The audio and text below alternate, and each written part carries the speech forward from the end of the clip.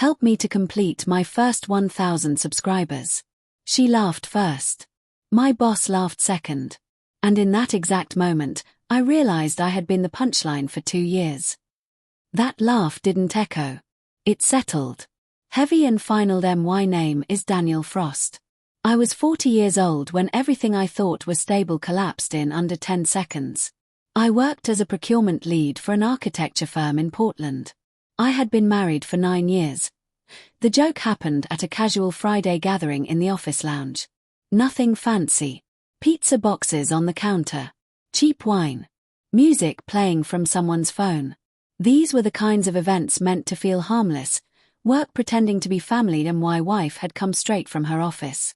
She hugged a few people she knew, kissed my cheek quickly, and drifted away. That had become normal. At home, too. Quick contact. Minimal presence.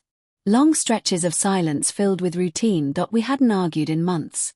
We also hadn't connected. I stood near my boss, talking about a project delay, when he smirked and said, "Well, Daniel knows all about long timelines." I smiled politely. Then my wife, standing across the room, looked up and said, "Yeah, he's very patient." She laughed. Not nervous. Knowing my boss chuckled and added, "Some people wait longer than they should." They looked at each other. Just for a second. It was subtle. But it was practiced. Something in my chest tightened. I said, "What's that supposed to mean?" My boss waved his hand. "Relax. Just a joke." My wife raised her glass slightly. "You don't need to explain everything, Daniel." That's when the room shifted. A few people went quiet. Others pretended not to notice. The air thickened with discomfort. I didn't push. I didn't explode. I finished my drink and told everyone I had a headache at home. I asked her directly, "What was that about?" She took off her shoes slowly. "You're imagining things." "I'm not." She sighed, annoyed. "You're always looking for something to be wrong." That line had been used on me before. Often enough that I'd started believing it. I didn't sleep that night. I replayed the look they'd shared. The timing. The familiarity. I realized how many small things I'd ignored over the past 2 years.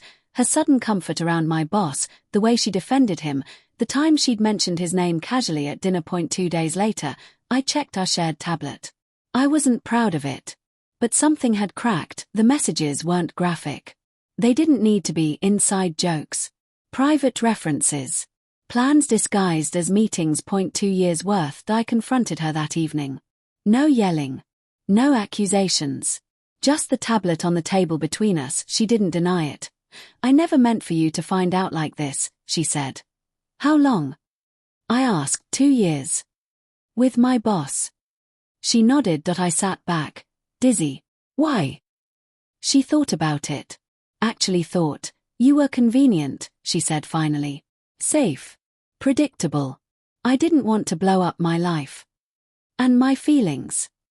I asked quietly. She shrugged. "They don't matter to me the way you think they do."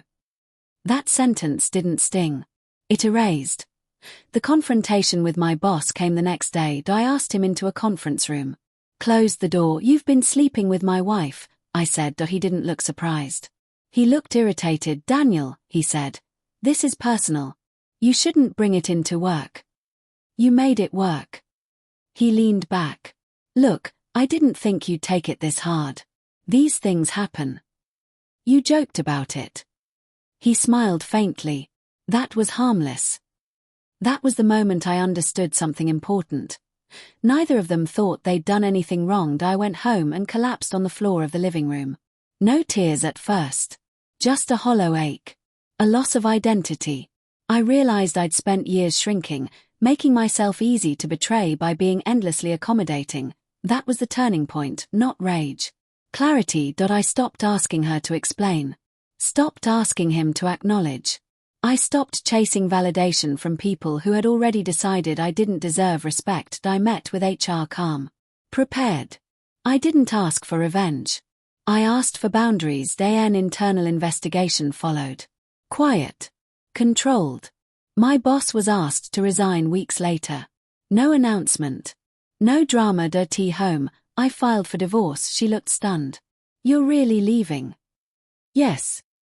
For this. For myself. The divorce wasn't fast. It wasn't kind. But it was honest. Assets divided. Papers signed. No reconciliation attempts. I moved into a small apartment with bare walls and too much silence. At first, the silence hurt. Then it healed. Months later, she reached out. Said she hadn't expected me to walk away so completely. Said she missed the stability. I didn't respond. Here's what I learned. Betrayal doesn't always come with chaos.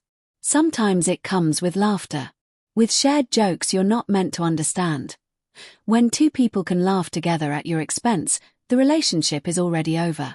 They've already rewritten you as someone who doesn't need to be considered, and dignity doesn't come from confrontation alone. It comes from knowing when to stop explaining your worth. I wasn't dramatic. I wasn't loud. I just left. And for the first time in years, I wasn't the joke anymore.